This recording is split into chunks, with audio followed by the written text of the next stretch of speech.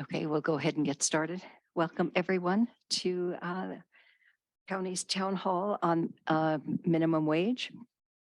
We have with us tonight, so myself, Denise Sturgis, the Chair of County Council, Melanie Hand, a counselor, and Randall Righty, counselor.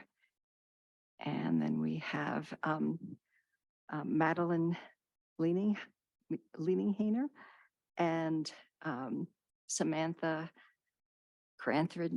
Canthry Jenna, and I apologize for botching your names. So I'm just going to start by just mentioning that on May 9th, we had a presentation on the minimum wage by these two young ladies. And so council decided that we would have a town hall to initiate the discussion on whether the county should establish a minimum wage here within our county. So with that, I'm going to allow these two young ladies to repeat their presentation for the town hall.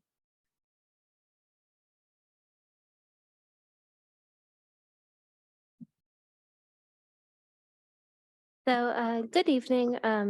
I'm, as the chair introduced us, I'm Madeline Leaning-Hainer, and this is my partner, Samantha Jenya. So we've spoken to the councilors before on this issue, and we're invited to come back to this town hall. And so with that, let's jump right into our presentation. So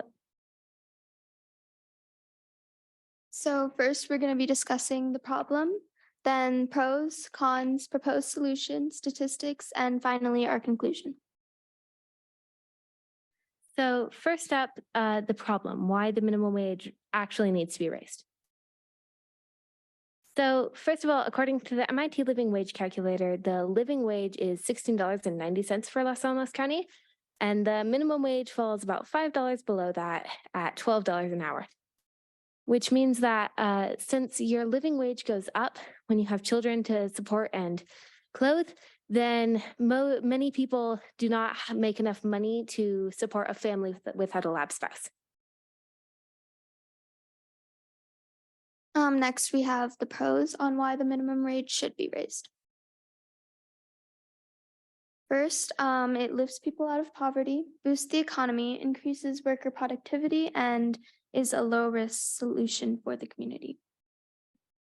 Especially since many businesses are already paying $15 or above. And then nextly, the cons that many people think about in regard to the minimum wage. So first of all, that inflation will be driven up and prices will increase and it just won't get anywhere, which according to a study done by the Economic Policy Institute, this really doesn't happen. In regards to this, they found that this isn't really an issue, notably. And then secondly, that businesses will close and they'll just drown, which according to a study done by UC Berkeley, they found that this really isn't an issue. The businesses may do adjust some things, but it doesn't harm them necessarily. And then lastly, that inflation will go up, which again, point one, the Economic Policy Institute proved that this wasn't really an issue. And we have our proposed solution. So we're planning to increase the county minimum wage to $15 an hour and then index it to inflation. For tipped workers, we're proposing to raise it to $4 an hour, though we are open to suggestions in this regard since it wasn't our main focus. And then we're considering a sub-minimum wage for teens. And then lastly, the statistics, or not lastly, sorry. So we have statistics here. They are slightly outdated because we trust that the Chamber of Commerce has brought in some new ones that can be used for this town hall specifically.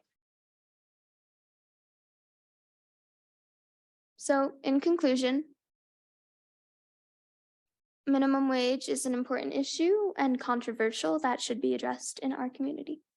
Thank you. Thank you, Madeline and Samantha. So, Ms. Madison, can you bring my presentation up again?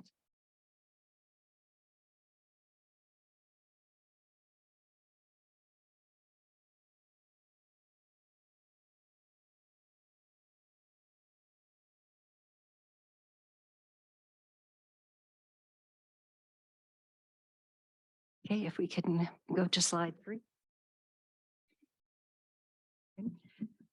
Okay. So as the two young ladies mentioned, the MIT does a calculation by municipality or county of living wage. And these are the numbers that they came up with, $16.90 for an adult with no children. And then it goes up to the higher numbers for up to, they've calculated up to 3 children. And then our current state minimum wage is $12. And you can see there is quite a difference in the numbers there. Next slide, please. So based on the presentation that we heard in May, the county has drafted an ordinance for consideration to raise the minimum wage by 25%, which would be from $12 to $15. And then for tip workers from $3 to $3.75. And our draft also does include an annual increase based on the consumer price index for the Western region. So with that background information, that's all we have for starters to begin the discussion. So now we want to hear from members of the community as to how they feel about this proposal.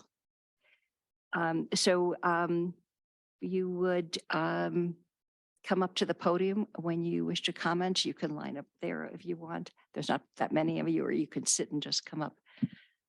So I'll leave it up to you. Oh, do we have the information from the chamber? Can we?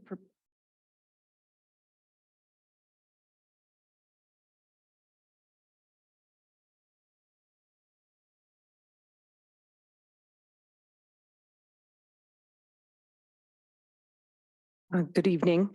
Thank you for hosting this town hall about this important topic. I thank both of you for getting this conversation started. So the Chamber of Commerce is very concerned about how this will impact the small business community. And so we polled the chamber members similarly to what you all did that we shared out with the chamber members regarding potentially increasing the minimum wage within the county. Our 2-question survey has been open since Friday morning. And we had just over 80 responses. The first question was, are you in favor of raising the minimum wage in Los Alamos County? As of when I last looked this afternoon, late this afternoon, the yes vote was 54.43%. The no vote was 37.97%. And maybes were 8.86%. Then we also asked, how might this impact your business? We did 2 positive statements, 2 kind of negative statements about how this would impact you, and then other.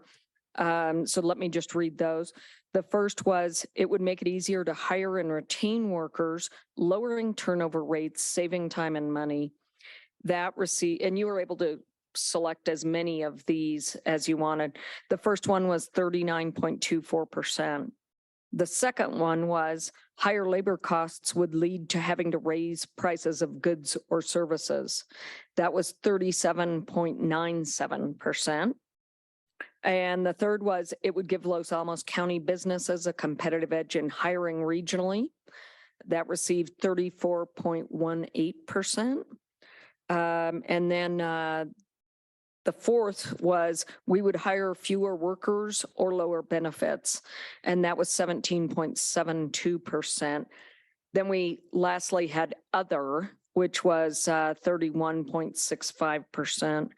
I want to note that some of the businesses who voted for or against this may already be paying $15 an hour or more. A number of local business people reached out to me today with strong opinions about this. And I just want to say this is a very complex issue and that the chamber will continue to engage the business community about this. Thank you. Thank you.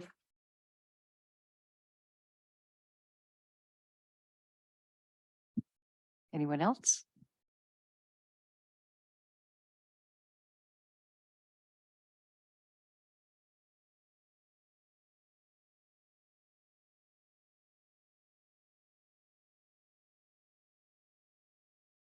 Hi, many of you know me as Cindy from Pet Pangea. And I really appreciate that Madeline and Samantha, sorry, I'm not good at names, so I didn't get the last name straight. Don't want to say it wrong, but I appreciate that you're being active in local government. I think that's awesome, and have brought this forward to the council and councilors. Thank you for having this town meeting. So I guess my question always is, what is the problem we're trying to solve? And so the problem right now is, as presented, as I see it, right, is that living wage is higher than minimum wage. But then the question becomes, is anybody actually paying minimum wage in this county to people that are looking at living wage? And that's kind of where I stand. I appreciate the desire to pay people well. I've always paid employees the best I can. In fact, every single one of my employees makes more money than I do. And I think that's the case for many of the small business owners, at least in this community. However, raising the minimum wage, to me, what it means is you're not going to be able to give opportunity to those people that have like zero job experience. So I'm kind of interested in how, like you were saying, maybe minor workers would have a different set point. It sort of limits those opportunities. And then, to be honest, like my employees have always made 15 and up, and then more experienced workers make more money and that are more productive in that hour. It kind of forces businesses, especially small businesses that have smaller pools of money, to be hiring more productive full-time employees. My industry, for example, is highly competitive when it comes to price. You can get pet food shipped to your door, right? And in fact, when I drive around town, I see a lot of those boxes from those companies. So it's not like I can just increase my prices. So it's not quite that simple. And there's no more money to give the employees, and I can't work any harder. So I can't remove employees from my workforce. So, for small business owners, I see a couple of possible things. One, you reduce overall benefits for employees to cover costs. I think health insurance is important. I pay 95% of employee health insurance for those that want it. I also have a 401k with employer match. And so, some of those benefits might go away. I would potentially have to cease to hire individuals who have not yet, have proof of their ability to add that value to the hour. I really look at it as, the business belongs to everybody, and I'm paying for the value that people add to that hour. And then, employing fewer people, as I said, will cause more stress on those working, and reducing hourly rates. Another option would be potentially be reducing hourly rates and bonuses to the hardworking, more senior employees who are at the higher pay.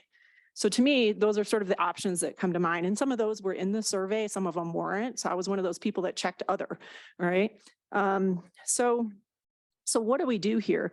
Like I said, I certainly understand the desire to pay people well. And I think in the consumer facing, especially small businesses in Los Alamos, we're all doing the best we can already.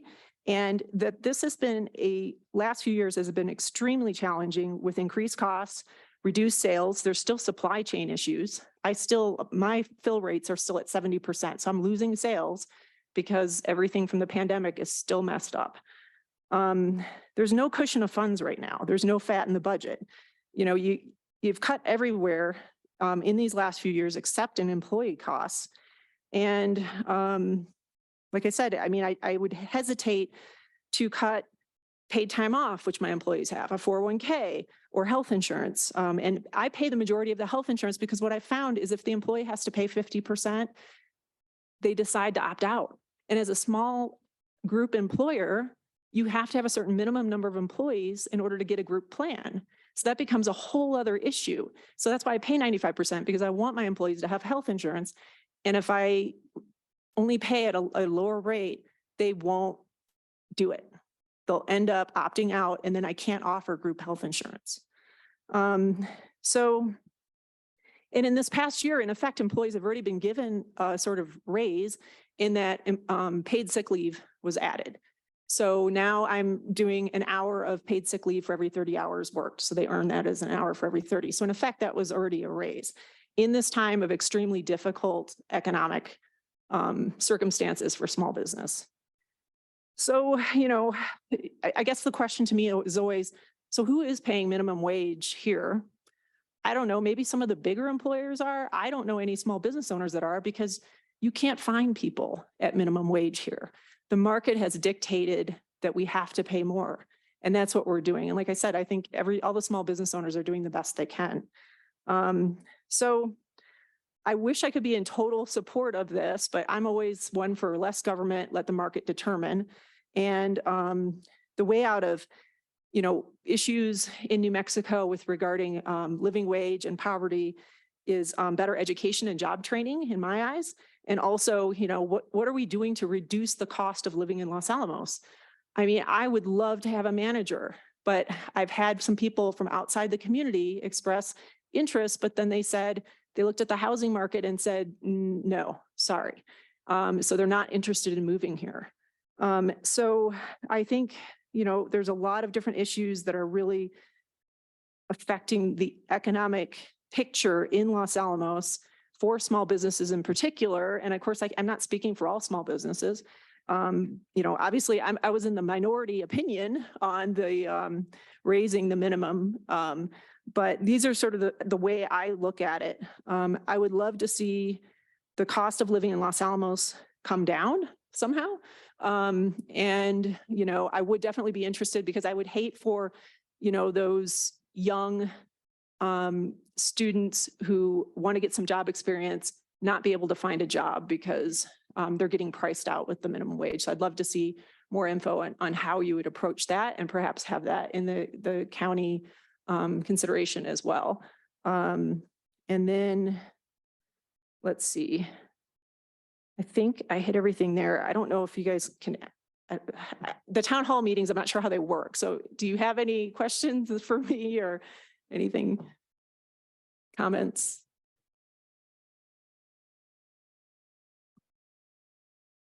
Okay.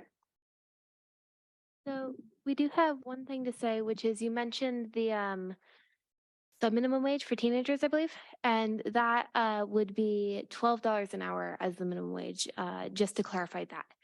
So that is all. Okay. And is that part of the county? Because I didn't see it in yours. It's not on our draft now. but Not your draft now. Yeah.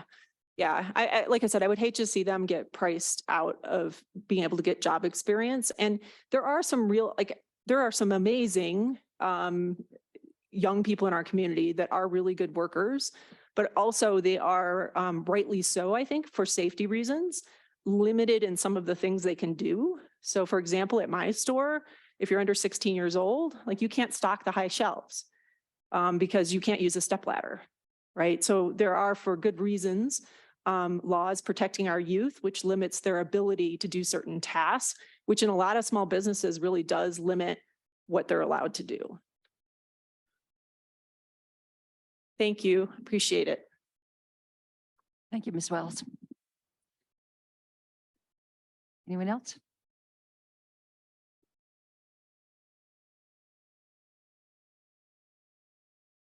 Good evening. My name is David Hampton, and I'd like to speak on two different perspectives.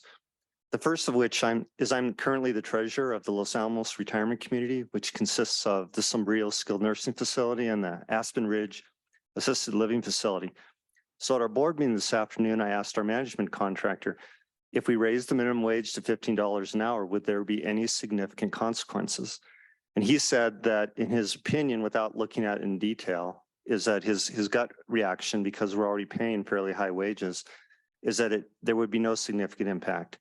There was some concern about unintended consequences. And so I'll shift to my other perspective. I agree with everything Ms. Wells said, and she listed a lot of the unintended consequences. And so one of the concerns here is that the small business community would have to bear the burden of this. And there's studies on either side of whether this is true or not. But if that concern exists, one of the things that I know the county is working on very hard right now is expanding the availability of affordable houses, which seems to be the biggest difficulty in living in the county and the thing that would drive us wanting to have a higher wage. So by my count, it looks like in the next 5 to 7 years, we're going to have a substantial increase in the availability of housing. Hopefully that'll drive a lot of the prices down, and maybe some of it can even be more affordable housing. And maybe in the meantime, though, because there is a problem, is we could consider increasing housing assistance to those who need it within the county, since that's the most pressing need. Thank you. Thank you, Mr. Hampton. Anyone else? Denise, Chair, can I ask David Hampton, could you repeat the organization? You're the treasurer of what organization? It's called LARC, the Los Alamos Retirement Community. Thank you.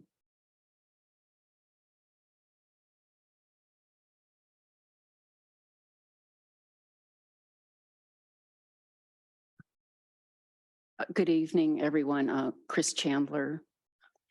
I want to first, of course, commend Madeline and Samantha for bringing this forward. And I'm hoping to get you on my side in the upcoming legislative session as we talk about minimum wage again, potentially. And if not this coming session, the next session, and certainly paid family and medical leave, which also is another program. And I'd like to talk a little bit about it in terms of big picture. And I think the county is moving in the right direction with these kinds of proposals. There's a lot of talk in economic circles about how do you bring businesses to the state. And as I think many of you know, I'm on the tax committee. And so we spend a lot of time talking about tax benefits that will bring businesses to the state. Well, the paradigm's shifting, and there's a lot less talk about benefits for businesses and turning it around to say, okay, what do businesses need? Businesses need workers right now. That's what you need. And that's true in Los Alamos. I hear that regularly, and it's very, very true in the state of New Mexico. We need workers. Well, what brings workers? Pay and benefits. And if we are identified as a state that has a supportive environment for workers, we will be known as a state that has a supportive environment for businesses, because businesses need workers. And if we level the playing field by having a minimum wage so that all businesses are playing from that field, that's the minimum. If businesses want to do better than that and they're able to do that, that's great. But we will have a reputation. We're competing regionally. We will be drawing people into the state. And that is also an argument for paid family and medical leave, which is a program that will allow businesses to pay into a trust fund that will support their employees who have catastrophic illnesses, chronic illnesses, the birth of a child, and so on. What will that do? That will give us a reputation in the country and in the region as a place that will draw in workers. We're already developing a reputation as a place that supports women and other groups who are being harassed in the region. So we are a welcoming state, and if we develop laws that also support workers, we will be known as a place where we will draw employees. And where will employers come? To New Mexico. And so I'd like to speak to it in those terms. Los Alamos, as a smaller version of that, is the same thing. You're competing, businesses are competing in the region.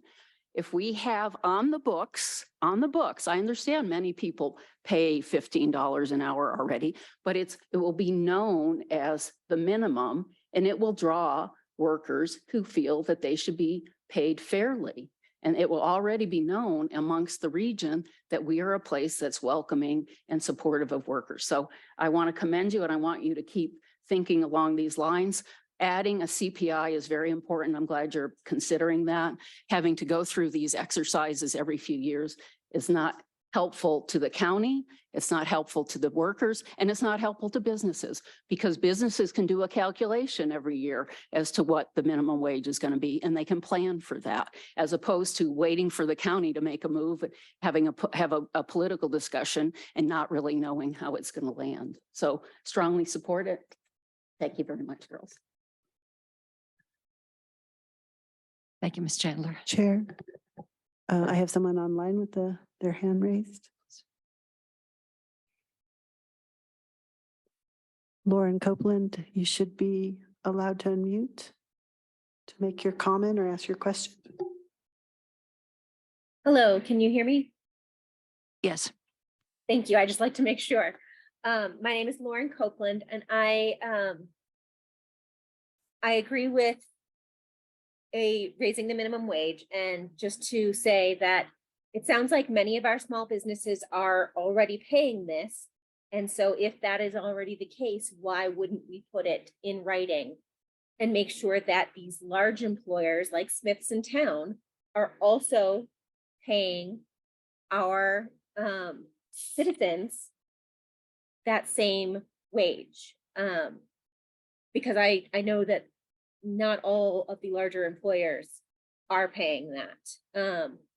Additionally, I do think that it's a good idea to have either a lower wage, starting wage for either minors or as a limited time internship or onboarding period of time, maybe something like no more than 6 months. I do think that would be helpful for those businesses who do like to give an opportunity to inexperienced or younger workers. I think that that is important if we're looking to balance this. That would really help those businesses. But I do think that it is important, even with housing that will happen, we still have the lab hiring at an incredible rate. And we need to make sure that people in this town are paid fairly. Thank you. Thank you, Ms. Copeland. Someone in chambers, yeah. Come forward.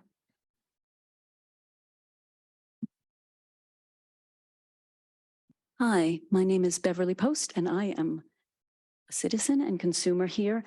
And I also worked at a small business alliance in Santa Fe. So I'm very, very concerned. First of all, I want to say that it's very important that people are paid fairly, absolutely. But I do hope that council and everyone here will consider there are a lot of unintended consequences that happen.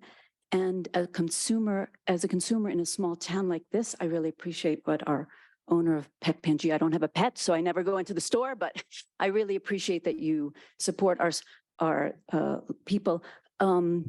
As a consumer here, we're in a small town. We have limited options here, and we've seen a lot of businesses close over the last few years.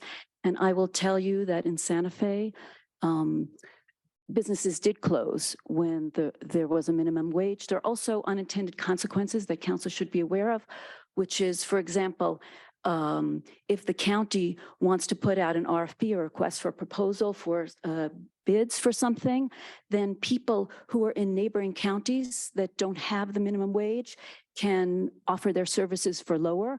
So what some places in Santa Fe had to do if they wanted to was to build into the RFPs some local preferences so that to help balance out, so that if we want to make sure that Los Alamos businesses are on a fair playing field with other counties nearby that are not having to pay their staff as much. Also, I would like to just maybe we need to, when we talk about businesses and bringing businesses to the region, and again, people should be paid fairly and they should be able to earn a living, but perhaps there are differences between sizes of businesses.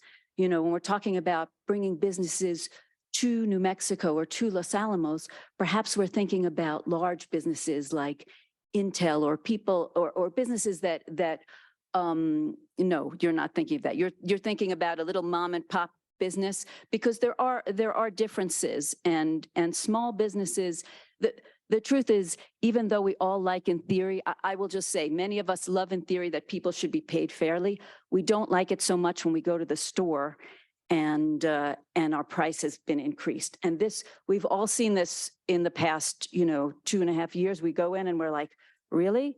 It costs that much? When did that price go up? So, our small businesses have a lot of competition from businesses on the internet. And I think we really need to be aware, and we just don't want to add a small business here in town just can't offer the variety of things that something on the internet, and it's not coming to your door, and it's not available at midnight when you want to order it. So to add an extra layer of that, it's going to cost a lot. I think we just have to see how we can balance this. And maybe there's some other way for people to be paid fairly. And as to the question, well, on the slide, it said something about teachers not being paid a living wage. I don't think the teachers are making $12 or $15 an hour. I don't know that for sure, but that would be my strong suspicion that they are not. And I will say that last summer, I was looking for a small part-time job. And so I worked for, I guess it's at the Visitor Center in White Rock, and they pay $12 an hour. So, the county should realize that then the county and our local nonprofits also need to be, I just want people to be aware there are lots of unintended consequences, and it's not just, it's lovely in theory, and we should really, really needs to be looked at carefully. And perhaps there's another way if county really wants to do this, that maybe county supports our businesses. I don't think as a consumer, I'm not a business owner, but as a consumer, I don't want all the businesses fleeing town. I don't. We have limited options as it is. And I am a person that will, as I said, I worked for the local Independent Business Alliance in Santa Fe. I will go to the nth degree to buy local. So we have to make it, we just have to make it that people can afford to purchase things here. Thank you, Ms. Post. Any others?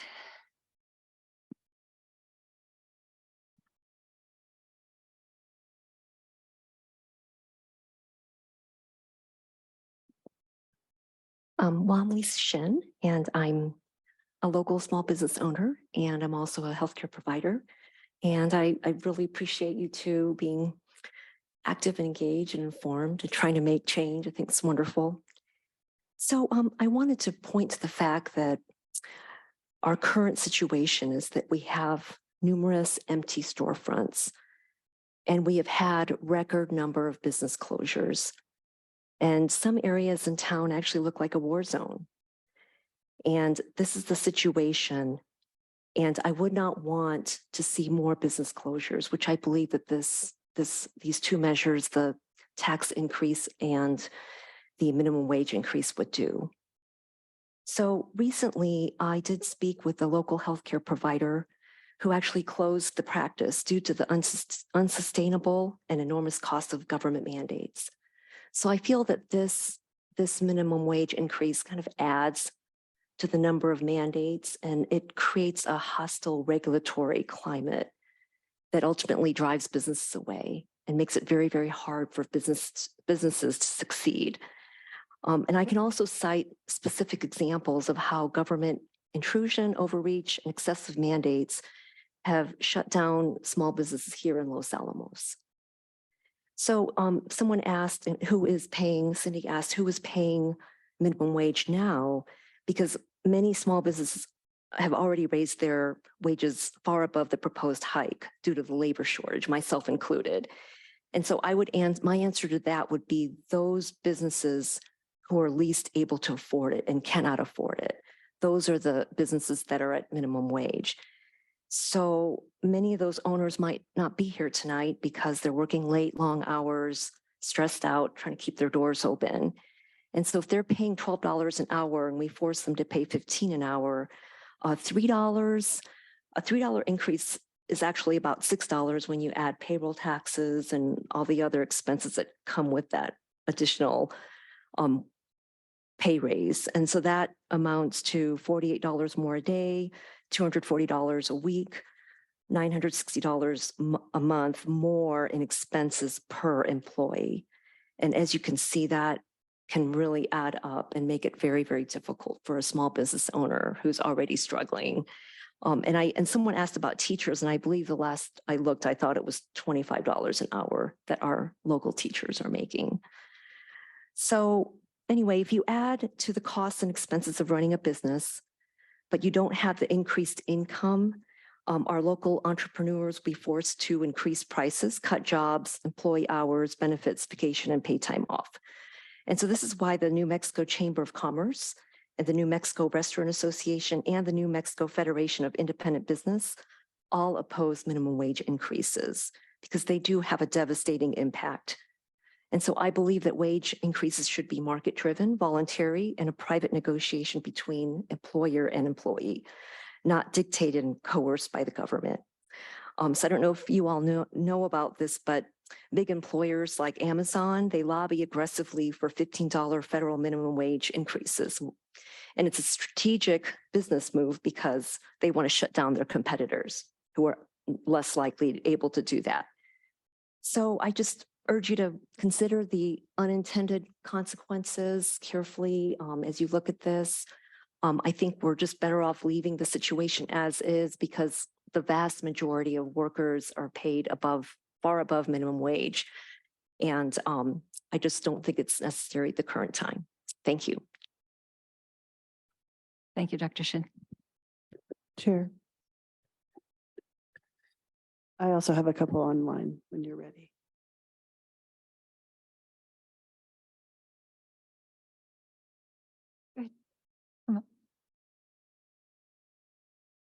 Hi, I'm Laura McDaniel, Executive Director of Los Alamos Commerce and Development Corporation. I wasn't going to come up here and make any comments, but I did want to clarify about the visitor center. So our organization does have a contract with Los Alamos County for visitor center operations. And over the last year, we have had to increase our minimum wage. So we pay above minimum wage now. So I just wanted to clarify that. And also the fact that we put out this survey fairly quickly to our members. It's clear to me that we will need to do some follow-up polling of our members to clarify exactly how many are currently paying above minimum wage and even perhaps $15 an hour. Our survey, it was a little bit unclear about that. So we will be pursuing that and getting clarity on that for you all. Oh, thank you. Great. Thank you, Ms. Daniels. Okay, You have folks online? I do. Ken Nebel, you should be allowed to unmute and you can make your comments. Thank you. Can you hear me? Yes. Wonderful. Okay. I'm Ken Nebel. I own Village Arts down on DP Road. And I guess more than anything else, I'd be interested to see how the plan is to roll this out. I don't know if everyone's aware of this, but in 2020, the minimum wage was $9 an hour. And now it's $12 an hour. And talking about going up to $15 an hour is quite a bit of a jump. What's been nice in going to the $12.50 an hour is that it's given us some time to do that, right? A percentage that happens immediately could be a more difficult thing to do. And again, I'm paying above that, but I can see where that would be something that would be a struggle to people. We're also, as business owners, dealing with inflation. We're not inflating our prices in order to be able to be competitive. And we've seen perhaps a 20% inflation there. So that's really pressuring us as business owners from both ends.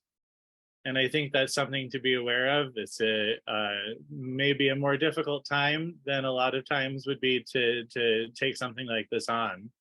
And I feel like it's a great idea in principle. I'd love to find out specifically how much it would cost the county to do something like that. And, you know, the public schools, those sorts of things as well. I have to say that it worries me being pressured on both fronts there to make ends meet. That's always a concern in Los Alamos, and I know I'm not the only one there.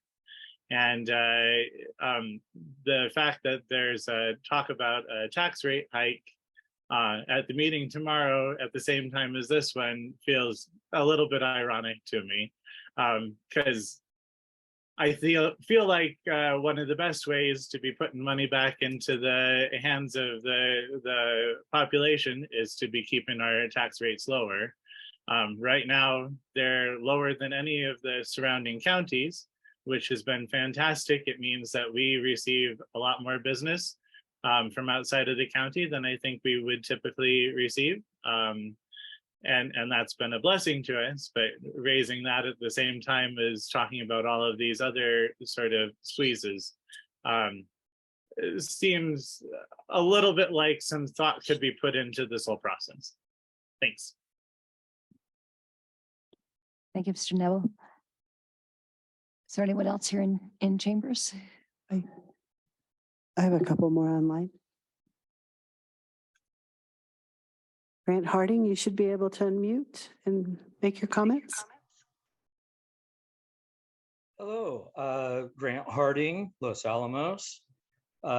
Madeline and Samantha, I would just like to applaud you for bringing this issue up. And as you can see, this is a very complicated discussion and complicated matter, much more than we would like it to be.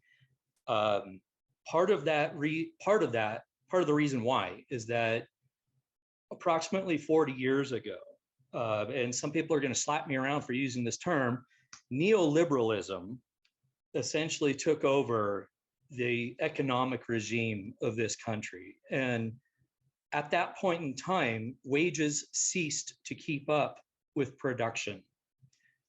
And so you now have this tremendous divide where folks starting out really have a sometimes insurmountable mountain to climb just to survive, much less advance or do better or educate themselves, pay for their education, pay for a home, make investments that are later going to help them out in the long run and take care of a family or any of those things.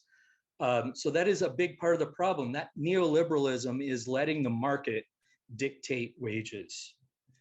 And what happens is that every so many years, the wages fall so far behind that it is impossible for people to just gain a foothold in the economy. So we have these discussions, we have these debates, there's legislation, and as Ken Noble just pointed out, there's typically a jump in those wages. And that's extremely painful to small businesses to have to deal with that big increase to try to catch everybody up.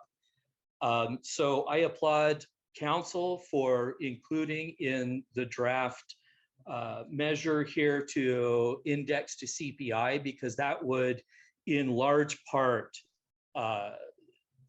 help small businesses plan for the future as inflation rises or just the economy does dips and troughs. Small businesses can then adjust as needed as they go, rather than waiting with bated breath to see what deliberative and legislative bodies like this one decide, and then having to deal with the ramifications of that. That's something that should have been resolved many, many years ago. This is an excellent opportunity to finally take steps in the right direction to give small businesses that predictability in their labor costs moving forward. There are other things that the county can do, and has been pointed out, bringing down rental rates for individuals will help to help that living wage calculation in this county and allow people to survive based on what wages they are able to glean. But it is important to point out that we're just half a step away from a monoculture economy with the lab essentially dictating the primary or the median wage for the county. And yet all of those folks that would work for the service industries that we all want, restaurants and shops and bars and entertainment, those folks can't afford to live here. And this has to be tackled from multiple directions. It's not just flooding the market as or increasing the market for housing so that we bring the rental rates down, but it is also meeting people halfway with bringing those wages up. And there are some creative solutions that council should be looking into in the interim to make things less painful for those small businesses. And those are things like matching or increasing or bolstering internship programs where, I mean, we already have these programs in place. The high school and UNM have programs in place that could be expanded upon tremendously in a way that would help ease the pain. And essentially what it is it's a subsidy to those entry-level workers into these small businesses. And I cannot express how much I appreciate all of Cindy Wells' work. I mean, in large part, I've been able to give my little fur buddies a much better life because of the quality of products that she provides. I don't want to see her suffer because we are looking for ways to improve the community as a whole. And so council should be looking for creative ways to backfill and make that less painful when we make these adjustments. And then ultimately get to a living wage, not just a minimum wage, but a living wage calculation that is the standard and it is indexed to CPI. And then we all can move on and we can actually predict the future and live within that regime. So thank you so much for all of your time. And again, Madeline, Samantha, you guys are my heroes. Thank you, Mr. Harding. Are there others online? One more. Ms. Copeland, you should be allowed to unmute. Hi, thank you for letting me speak again. I wanted to clarify a few things that I've heard said tonight. One of which is that they wouldn't affect the school district, but I will say that the school district just increased the instructional assistant pay to $15 an hour within the last year. And we should want those working with their children to be paid fairly. And I struggle with we all want a living wage or a fair wage in theory. It's a little disingenuous. You either support it or you don't. And I just would like to say as well that the business world in the country as a whole has had to be dragged, sometimes kicking and screaming, for every worker protection that we currently have in this country, whether that's child labor laws, the 40-hour work week, safety regulations, and a minimum wage to start with. That has been, it's always been said, this will destroy the economy, this will destroy businesses, and they're still here. I agree with Grant that we should be working to help businesses transition if we do this, and that there is more that the county can do. And for things like requests for proposals,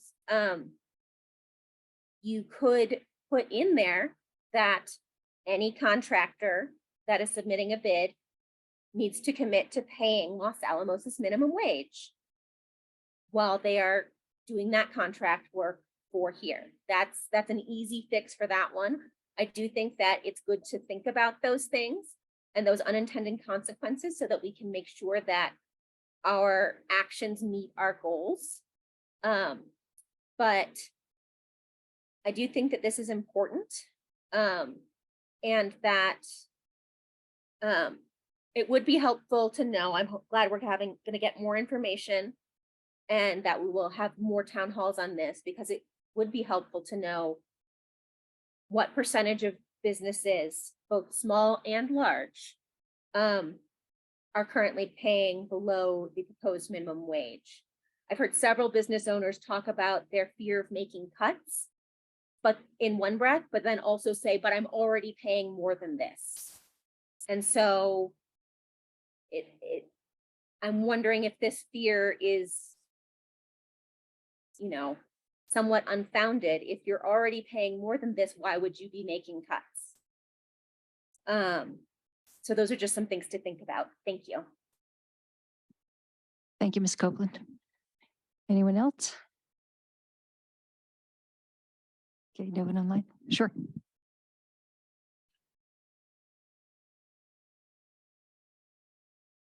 Okay, so Ms. Copeland brought up a good point about if you're already paying more than this, which I do, why would you fear these cuts and think you're going to have to do other things?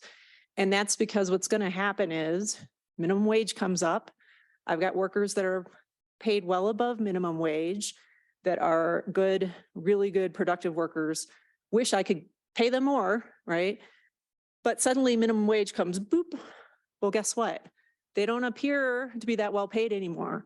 So I'm going to be paying all of those workers. This is what's happening to me. What I think is going to happen. All of those higher paid workers are no longer higher paid, right? They're going to have to come up. So there's going to have to be more money coming from somewhere, and I don't know where. That's my concern with that. The other thing is, she also mentioned, I mean, in the chamber, in any sort of data gathering, I would love to see one, you know, how many businesses are actually paid minimum wage, and including the big businesses, right? So one of the things right now, like if Smith's is paying below what I'm paying, I can attract a higher quality worker with potentially more productivity. But if Smith suddenly comes up, well, guess what? That might go away because one, I don't have the same flexibility of hours. I don't have 50 people working, and I don't have the same sort of flexibility of hours that they have. When you have 5 people, scheduling is a very intricate game of Tetris, right? And so there's as Dr. Shin mentioned, there are all sorts of unintended consequences that can occur. So those are the things I'm thinking about. I have an open mind. Like I believe strongly from the beginning, I've never paid anyone minimum wage, but there's a lot of complicating factors, and especially at a time when I believe small businesses in Los Alamos are suffering. Thank you. Thank you, Ms. Wells. Anyone else? Okay. Any comments from counselors?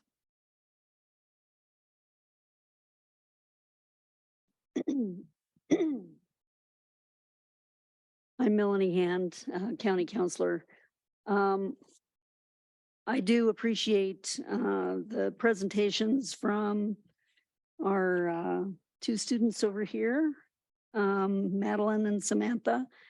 I appreciate all the hard work and insight and, you know, research that you've done to bring this question to the county council. I've had a lot more close work with a small business in town over the last year and a half that has really helped me get some insight into how it works for small businesses in Los Alamos. You know, my husband's business, he's been here. His father started the business in 1985, and he took over that business, and they've done well over all these decades. But it is very complicated to be successful. And over the last several years with the pandemic, it has been extremely difficult to maneuver with resources and extra costs of doing business, healthcare, all sorts of things have happened over the last several years, and it's made it more and more difficult to succeed in this environment. I definitely understand where some of our small business owners who came up to voice their concerns tonight. I understand where they're coming from because I see a lot of these same types of issues in my husband's business. It's a little different because it's manufacturing. But, you know, we have a lot of the same challenges with resources. What I would like to say is that I think it becomes even more complicated regarding resources when you're looking for specially trained staff in specific industries and trades. And it isn't just about the money.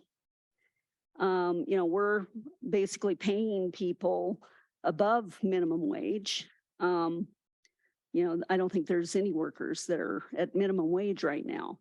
And that is because you can't get any workers at minimum wage because there are a lot of options for workers out there right now. And so they look for, you know, a variety of different opportunities and, you know, what is most appealing. And sometimes sweeping metal chips off a floor isn't that appealing, you know? So basically, I think that some of the things that I learned about Los Alamos County's issues are about some of our broader issues that we're already trying to solve, which is trying to attract people to Los Alamos County who can find a place to live. And we also have competition from, you know, some of our federal employers that can offer jobs that are much higher pay, much better benefits, and so we lose a lot of workers. And so it's an ongoing battle. You know, we have done national searches to find people and spent a lot of money trying to do that. And it's very, very difficult to find workers who can come here to work, especially in some sort of a skilled trade. So, you know, I don't think it's just about raising minimum wage. I think it's much more complex than that of how we make this town successful. But, you know, a lot of the comments that the small businesses have made tonight, they resonate with me. And I just like to say that I feel that I have some level of understanding of what small businesses have to maneuver around to be successful. And even though, you know, we say, well, it may not, you know, it's not really an issue. You know, it's really, you know, people, you know, businesses still survive. Well, not all businesses survive. There's some businesses that don't survive. Maybe if you look at the big picture, you know, as a whole, maybe it isn't that much of an impact, but to that one small business that didn't make it, it's a big deal. And so, you know, I feel for those kinds of companies that are, you know, because you're working very, very difficult. It's, you know, like a 24/7 job when you're a small business owner. You are working constantly. And to make all these things jive so that you actually stay in business year after year is, you know, the big challenge. And it's important to recognize from county council and Los Alamos County's perspective. I think we need to we need to consider that if our priorities identify, you know, small business success, that we need to listen to the small businesses in this town, how it's working or how it's not working. And so your input, I think, is very, very important because it's not like everywhere else. There are specific challenges in this town. So thank you. I'm sorry, I talked probably way more than anybody wanted me to say anything. Okay, thank you, Councilor Hen. Councilor Ray? Yeah, thank you, Chair. And well, thank everybody for being here tonight, the chamber for getting the survey out and getting some responses. And I think, yeah, we probably need to get some refinement on some of that information, just what the business community opinion is, but what the impacts might be. Had a lot of discussion about what unintended consequences there might be. So I think that might be good to try to elucidate some of that. And I think also really appreciated the, what problem are we trying to solve with this ordinance? So we're going to have a local minimum wage ordinance. So I think part of it has to do with wanting to have people be able to afford to live and work here, right? And so it is something that would hopefully be supporting the local business community. And so if it's doing the opposite, that's probably not meeting that objective. So is there a way to figure out how to do that? So when we heard some suggestions about, maybe there be a youth or trainee wage for some period of time as one possible solution. There are other solutions about having funding available. I don't know if state laws would allow the county to provide a lot of real direct support to local businesses for training, but because it doesn't sound like that's a part of the exception to the anti-donation clause. So I think that there's certainly some legal issues to look at with what things we can eventually do. We're trying to mitigate impacts, and there's also the timing. That was a question that came up. Obviously, there's been discussion about the ordinances that are going to probably be voted on tomorrow. So that's a very definitive timeline. My understanding is we don't have a definitive timeline yet on this because it sounds like there's even some changes being considered to an ordinance. So just wanted to provide my opinion on that. I think we do have some time to gather some more information. I want to be clear. I mean, I was asked last year what my opinion was about the having a living wage, and I supported it. So I did support it last year. So I would intend to be supportive of this. If there's a way to mitigate or remove some impacts on businesses, I'm all for that. And this timing is also critical, as we heard. And so I think we just need to see what decisions we make on other issues and go forward on this one with the best information we have and make sure that we've heard everybody in the community and allow them to have a voice and consider, changes we might make to this ordinance, how it might roll out. And the timing in particular, I think, is one thing we can look at. So with that, I really appreciate everyone's participation and been reading comments on Facebook as I always do. So we will have discussion on Facebook and I want to reach out to counselors about this. I'd be happy to talk about it one-on-one if people want to. And just really appreciate your time. Thank you. Thank you, Councilor Righty. So, yeah, it's working.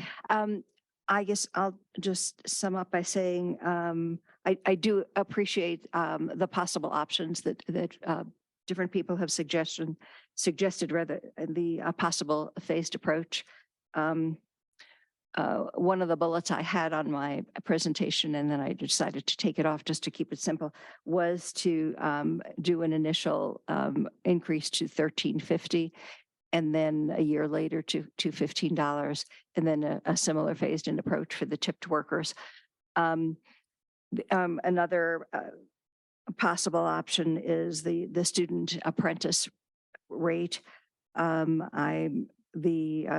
Our draft does also factor in requiring the minimum wage increase for future county contracts. So there's a lot more detail in the draft ordinance.